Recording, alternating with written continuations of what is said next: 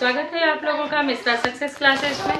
12th class के student, आज नागरिक शास्त्र के अंतर्गत हम लोग अध्याय 2 नियोजित विकास की राजनीति में आने वाला जो बहुत ही महत्वपूर्ण प्रश्न है और लगभग हर बार एग्जाम में आता ही आता है, तो हरित क्रांति से संबंधित बात करेंगे।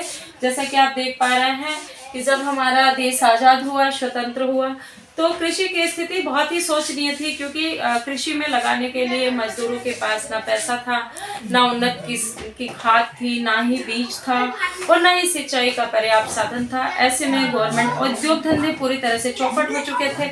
ऐसे में भारत सरकार ने क्या सोचा कि क्यों नहीं कृषि को बढ़ावा देने के लिए कोई योजना बनाया जाए, कोई नीति बनाई जाए, रणनीति बनाई जाए, जिससे कि 5 वर्ष के अंदर अंदर कृषि में अशोचनीय वृद्धि हो, यानी बहुत ज़्यादा पैदावार हो, जिससे कि किसानों की स्थिति को सुधारा जा सके।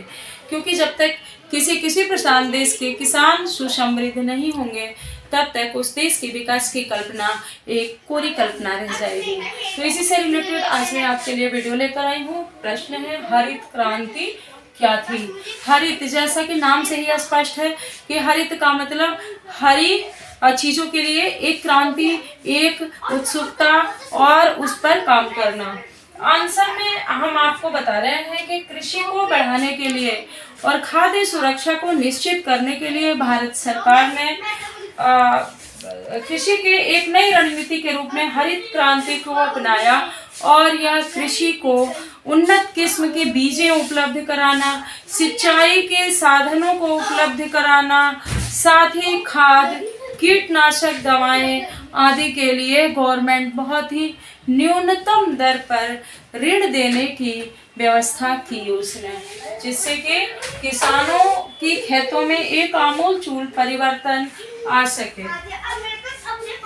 लेकिन सरकार ने उन क्षेत्रों में अधिक संसाधन लगाने का निर्णय किया जहां सिंचाई की सुविधा पहले से ही थी, यानी नहर, नलकूप, कुएं, तालाब आदि जहां पहले से मौजूद थी, वहां पर गवर्नमेंट ने क्या किया, संसाधन लगाने का निर्णय किया। और जहां किसान समृद्ध थे, सरकार ने अच्छे बीज, उर्वरक खाद, कीटनाशक और बेहतर सिंचाई सुविधा को लाया। साथ ही रियायती मूल्यों पर किसान के द्वारा उगाए गए फसलों को खरीदने का भरोसा भी दिया कि जो आप लागत लगाओगे और जैसे आप कृषि में बीज वगैरह डालोगे, जो भी उत्पादन होगा वो हम आपको संतुष्टिपूर्ण मूल्य देकर खुद ही खरीद लेंगे। तो यह जो सभी तत्व थे वो हरित क्रांति की शुरुआत का आधार बना। अब इसके परिणाम क्या हुए, तो उसके सबसे पहले देख लेते हैं सकारात्मक परिणाम। सकारात्मक परिणाम था कि जो गेहूं आदि की फसलें थी, तिलहन की फसलें थी, उसमें उन्नत तरीके से आशा के अनुकूल वृद्धि हुई और किसान भाइयों को इससे काफी लाभ हुआ।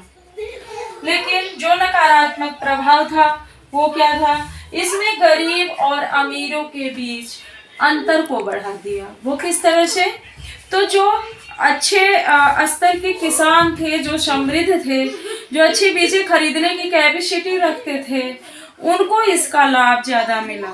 साथ ही नहर के किनारे जिन किसानों का खेत था, उन्हें भी इस योजना से लाभ मिला।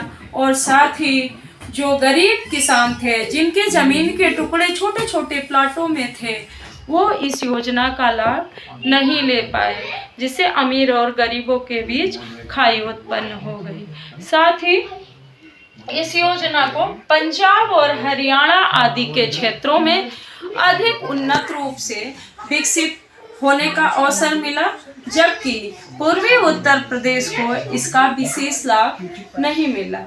अब हम बात करेंगे कि प्रथम पंचवर्षीय योजना और द्वितीय पंचवर्षीय योजना। प्रथम पंचवर्षीय योजना पूरी तरह से कृषि पर आधारित थी और द्वितीय पंचवर्षीय योजना उद्योग धंधों पर आधारित थी।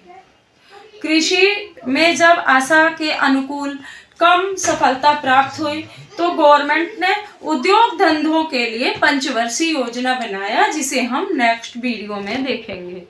तो आज के लिए बस इतना ही, जो कि वीडियो बनाने में और आप लोगों तक भेजने के लिए मेरा मोटिवेशन होता रहे, इसलिए आप लोग लाइक और शेयर जरूर कर दें। और अगर इससे रिलेटेड कोई भी आंसर या कुछ भी डाउट आपके मन में हो तो उसे आप कमेंट बॉक्स में मुझे सेंड कर दें। Thank you.